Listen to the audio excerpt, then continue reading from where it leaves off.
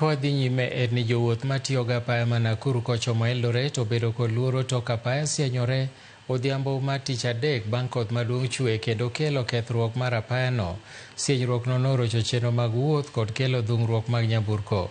Okinyi ma kawuono jolony kod midusa nochopo kama ne wang' apayano sienyore kendo kongo ka gitiyo kod kite.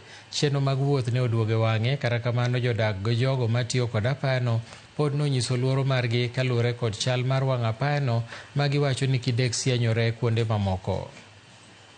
Thank you pia nyinyi.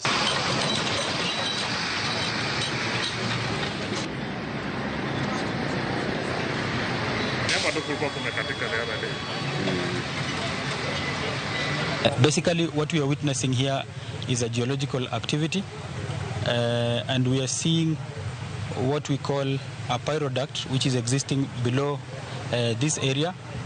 And what has happened because of the rains is it causes the overlying material above the pyroduct to collapse, and that is why we are seeing very deep gullies. Now I want to assure the motorists who are using the Nakuru-Eldoret highway that the road is passable, it is okay, it is safe, but we want the Kenha and the engineers to continue with their investigations so that finally we may see whether we can have a permanent solution. KNP Martin to kadha ilam chimono kel sida. Ana kwa ni sirikal mar county kod sirikal mamalo onekaka nyalo loso pigni ondo chimono wana yud masira maduong' malich mopogre gi mae mwaneno sani niendi. Gimoro kosetimre machalo kama mochako nuoyo igariyo bang' ka gino timre kendo chako timre kawuono.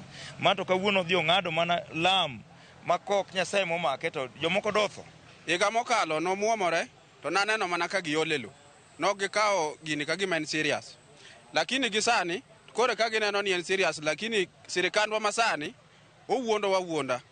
Onego bed ni gimbe gibiro ka to gineno. Anda ahero ni kata mana President Ruto mondo obi en owuon one gi wang'e. Kik kowne gine simu, okowne gine media.